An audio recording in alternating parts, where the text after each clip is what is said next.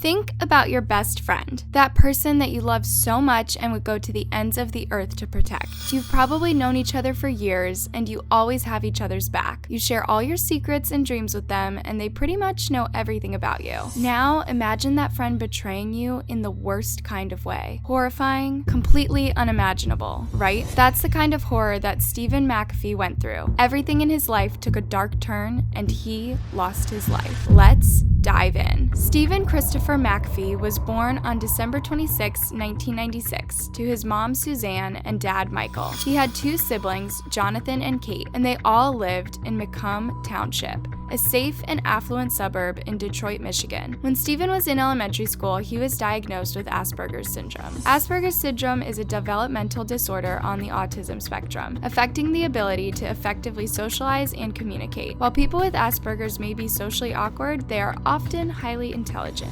Despite his diagnosis, Stephen wanted to live his life to the fullest. He was a super creative artist who also loved playing the drums and listening to records. Stephen was described as a soft-spoken, well-behaved, and kind person who always stayed away from trouble. But just like other bad things in life, trouble found him when he least expected it. On March 10, 2016, Stephen had stayed up late watching TV with his dad. At around 2:30 a.m., his dad went to bed and left Stephen on the couch, scrolling through his phone. He never imagined that it would be the last time he would see his son alive. Early the following day, everyone woke up to find Stephen gone. He did not leave anything to say where he was going. All of his personal belongings were still in his room, including his phone charger. Stephen never went anywhere without his charger. They tried calling his phone, but it went straight to voicemail. It just didn't make sense. Stephen was learning how to drive, so he didn't have a car or a driving license. In fact, he had made plans with his mom to go out later in the day and practice his driving around town. So wherever he went, he had gone on foot, or someone had picked him up. But none of the people that hung out with him had seen him. He hadn't even taken any extra clothes to indicate that he would be going away for a while. What made his family even more anxious was that Stephen had never stayed away from home without contacting someone. The whole situation was totally suspicious. So they looked in all his regular hangout spots, but he was nowhere to be seen. It was like he had just vanished into thin air, leaving no clue behind. 3 days passed without any sign of Stephen, and his parents were getting sick with worry, not knowing what had happened to their son. So they went to the county sheriff's office and filed a missing person report. They also took to social media and pleaded with the public to help them search for Stephen. Everyone who knew Stephen came in to help with the search. They distributed thousands of missing person flyers around the area, but nothing came out of it. The local Crime Stoppers even offered a reward of several $1,000s to anyone with information that would bring Stephen home, but still no one came forward. Suzanne and Michael at one point hired a private investigator to see if he would be successful in finding their son, but sadly, this too was all in vain. At this time, rumors had started going around that Stephen might have been mixed up with some sketchy people who may have ended his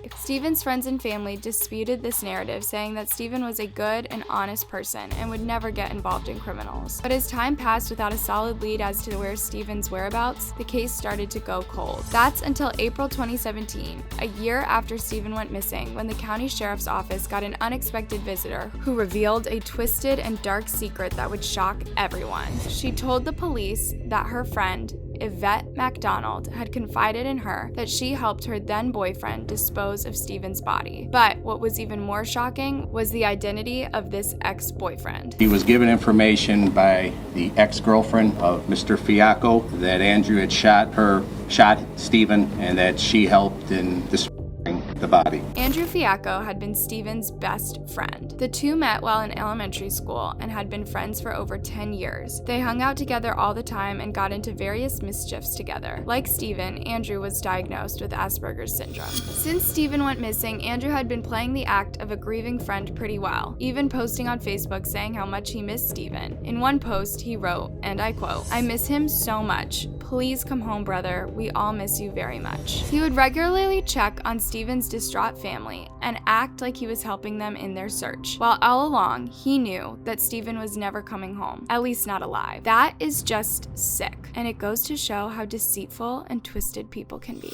The investigators also noted that in 2016 they had interviewed Andrew 2 times about his friend's disappearance, and both times he denied involvement and acted like he didn't know anything. But what would make someone do something so vicious to his friend? After this chilling revelation, the police went out and brought Andrew and Yvette into custody. identity, and that's when their stories started to unravel. Andrew told the police that on that fateful morning at around 3 a.m., he received a call from Stephen, who wanted to buy some narcotics from him. So when I saw him in the pot, I took my brother's gun. Andrew went and picked Stephen up and drove over to an empty parking lot before walking into the woods to do their business. Then, according to Andrew, Stephen refused to pay and charged at him. He attacked me, then I was like, I was caught off guard. Then we started wrestling it out. He grabbed the gun, pointed at me. So I distracted and ran up to him and took it. We were wrestling on the ground, and the gun went off, and he got hit with it.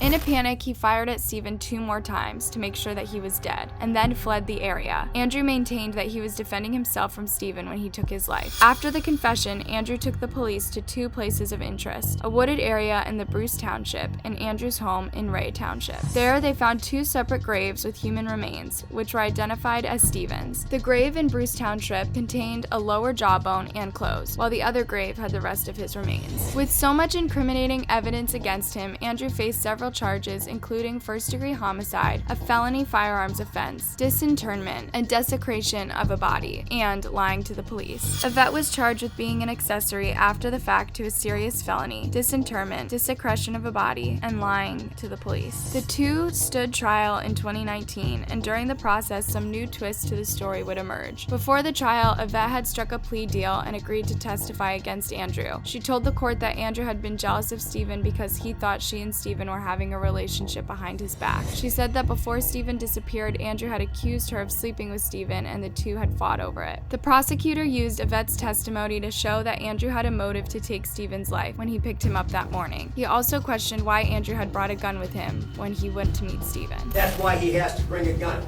Because if you think in his voice that he's distressed and that you need to take your brother's gun, then why do you leave your house at 3:30 in the morning? Why do you pick him at 4 in the morning? This theory was corroborated by the testimony from the medical examiner, who showed that the angles at which the bullets entered Stephen's body could not have been the act of self-defense, as Andrew had claimed. He testified that Stephen had been hit twice on the head, one on the front and another to the back, and then again in the stomach. The trial also had several heated moments, which resulted in a shouting match between the defense and prosecutor. Stephen's mother also testified that Stephen had once told her that Andrew had done some despicable things to him. This statement was met with angry and loud objection from the defense, which the judge sustained as hearsay. Eventually, the jury reached a verdict after deliberating for 11 hours. They found Andrew guilty of a lesser crime of second-degree homicide, believing that while he did commit the crime, there was no evidence that it had been premeditated.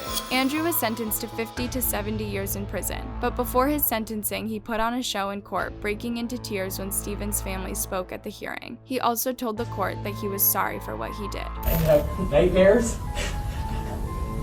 I miss him so much. I'm so sorry. However, Stephen's family was not moved by his crocodile tears and called him a monster and sociopath who was a threat to everyone around him. They were disappointed when the jury found him guilty of the lesser charge of second-degree homicide. They wanted a first-degree homicide conviction, which carries a life sentence without parole. The judge was also not moved by Andrew's little performance and told him that his actions had destroyed many people's lives. You destroyed not only Stephen's life, but his family and friends. You've destroyed your family's life as well as your own. Andrew was sentenced to 50 to 70 years behind bars, meaning he won't be a free man until at least 2069, when he will be over 70 years old. Yvette McDonald pleaded guilty to her charges and was sentenced to just 1 year in prison. It's sad to imagine that someone we trust can turn against us in such a cruel way. Stephen was the unfortunate target of betrayal from someone he considered a true friend. It will take a long time before his family even come close to recovering from this unjust tragedy, but hopefully they can take solace in knowing that Andrew will be away for a long time. That's it for today. What do you think about this case? Did Stephen get the justice he deserved? What do you think about fake friends? Let me know your thoughts down in the comment section.